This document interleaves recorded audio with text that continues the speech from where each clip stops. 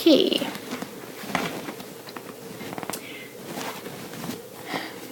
As the movie ended, I peeked at Wesley, hoping, though I knew better, he'd been moved even an ounce as much by it as I was pretending not to be. But at that moment, he was punching at his calculator with the eraser end of his pencil, oblivious to how George Bailey became the richest man in Bedford Falls. The screen faded to black. "Could you get the lights, Cosette?" I obeyed my teacher's request and swirled around in my seat to reach the switch. This time, when I stole a glance at Wesley, he met my eyes. "I finished," he mouthed, holding up our packet of trigonometry worksheets. Though I wished he'd been as captivated watching the movie as I had, instead of starting our weekend homework, I reflexively returned his smile. It's a Wonderful Life is an iconic American film. What is it about the story, do you think, that makes it so engaging? As she posed her question, Mrs. Holloway sauntered over to her desk to retrieve a stack of papers, and then counted them out, one for each member of the first row. I never volunteered to speak in class, but if I were going to, I knew how I would answer this. The love story. Without it, the movie is a bleak tale of a man repeatedly forced to choose between his own happiness and the well-being of others. It's a no-win. Minus Mary, I was pretty sure that no guardian angel could have convinced George he had a wonderful life. Without the love story, George Bailey jumps off the bridge. I related to him in this way. I had decided long ago that without Wesley, my existence would have been intolerable. Like George, my life sans love story was meaningless. Mrs. Holloway paused just long enough for a few hands to raise to half-mast before indicating that her question was merely a rhetorical segue into what would become a 5-page essay assignment. You didn't think I was gifting you 3 days of class time without a movie with a You didn't think I was gifting you 3 days of class time with a movie and not expecting something in return, did you? My teacher, whose charm and beauty made her easily forgivable, flashed an electric smile and all grumbling ceased. Let's talk about what from this film pulled at your heartstrings.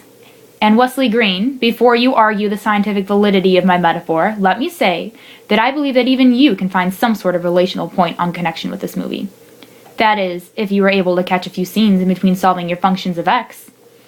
She arched an eyebrow and pointed at Wesley's trig sheets. This wasn't the first time he'd been busted moonlighting with math homework in English class. Lucky for him, though, Wesley was equally as charming and beautiful as his accuser. I think I caught the gist of the movie, Mrs. H. It was about a department store and a high-profile lawsuit against Santa Claus, right? Wesley flashed a dimpled grin and sheepishly ran a hand through his blonde hair. Mrs. Holloway, too easily won over, stifled a smile.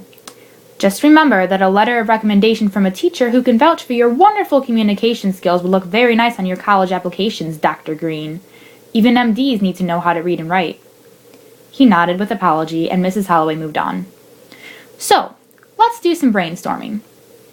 The screen behind her lit up as she typed the headline for our notes from her wireless keyboard. I had made it through the first 3 periods of the day with no homework. But now, with a trigonometry assignment and a 5-page essay due on Monday, I was sure to be dividing my weekend between my graphing calculator, a blinking cursor, and audible groans. After a page and a half of notes and a round of Q&A about the assignment, class ended. Moments after the bell, Wesley stood next to me at my desk. I really wish teachers would let us know ahead of time if we're even going to use our books in class. It sure would save a lot of useless hauling, he commented as he set his pointlessly heavy literature book on top of mine. He slid them both to the edge of my desk before folding them under his arm. You really don't have to carry my books for me, Wes, I responded quickly, attempting unsuccessfully to take it back. Come on, you're going to start this again? He laughed, now palming what had to have been about 10 pounds of classic world literature in one hand, just above my reach. I smiled and shrugged. I hadn't won this argument in 6 years, and I knew today would be no different. And besides, if your arms are full, how are you going to hold my hand? He asked. With my fingers laced in his, Wesley led me to the hallway, squeezing his grip as he bulldozed us through the end-of-the-day crowds. Over the course of our high school years, maneuvering through the halls of Camden High had become increasingly easy thanks to Wesley's incessant growth spurts. The same swarm of students we plowed through on that Friday had taken twice as long when we were only 15 years old, and Wesley was 50 pounds lighter, and 6 inches shorter. When we finally reached my locker, I rolled the dial through the digits in the combination and opened it. Wesley stacked our books on the shelf, pulled out his Letterman jacket, the one he had earned before he became a giant, and held it out for me.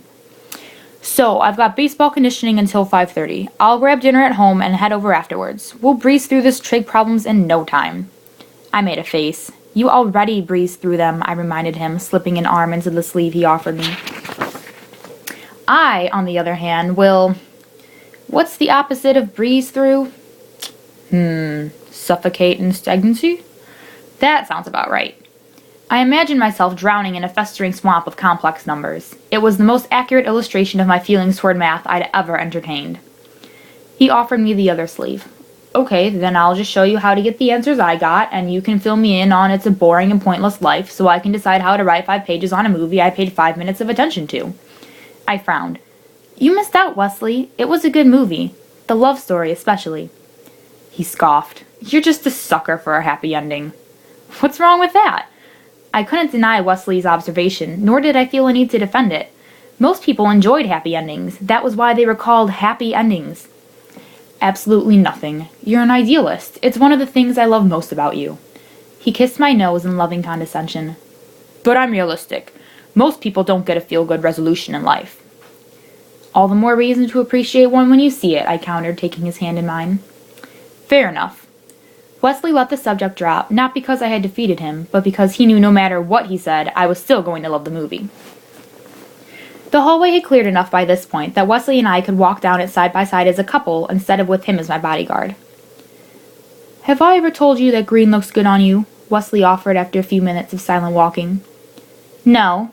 I considered it for a moment what had prompted the compliment, noting that I was wearing a blue sweater under his jacket. Why? Because it does.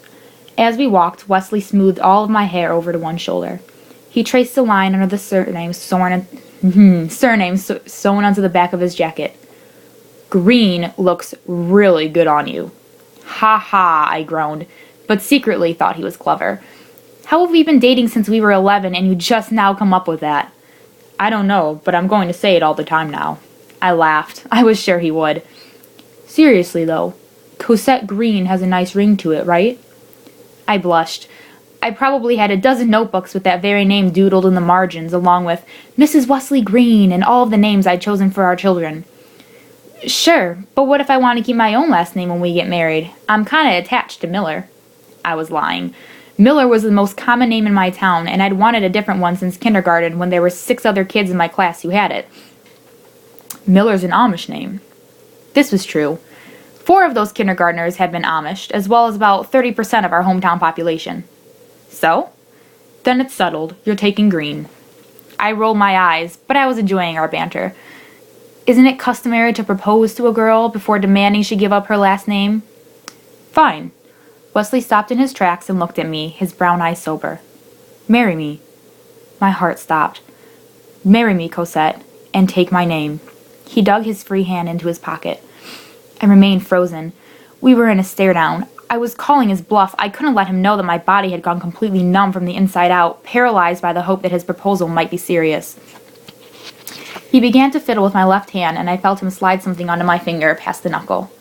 My poker face cracked. Wesley. Swarms of butterflies hatched in my stomach before dropping instantly dead when I looked down at my hand to see a Camden baseball keychain dangling from my finger. Oh, you suck, Wesley! I slipped off the key ring, and threw it at him, embarrassed by my disappointment. Oh, come on, babe, you know I'm kidding. He tried to flirt his way through an apology, but he couldn't form the words through his obnoxious laughter. I shook my head. That's it, I'm keeping Miller. And becoming Amish. And a nun. Before I could deliver any more empty threats, the alarm on his phone buzzed. Wesley wrapped his giant arm around me to restrain my wrath before checking its screen. Well, while you're doing that, I need to get to practice. I pouted. I didn't want Wes to leave me alone so soon after hurting my feelings, but at least with him away at baseball conditioning, I could lick my wounds without him seeing how ridiculous I was being. Wesley sensed my sadness and slid both arms around my waist. I'm sorry for teasing you, Cozy. Forgive me? I melted into him. His familiar comfort was medicine for my mood. Of course I forgave him. Maybe. Well, I hope you can. All joking aside, I am going to marry you. My fragile hopes were reluctant to rise again. Really? Of course. And when I finally do ask you to marry me, you won't have to wonder if I'm kidding. I found healing in his reassurance and allowed myself to smile. I meant what I said about happy endings. Not everyone gets one, but you're going to. I promise you that. Then Wesley pressed his lips against mine and kissed me for so long that I was sure he would be late for practice.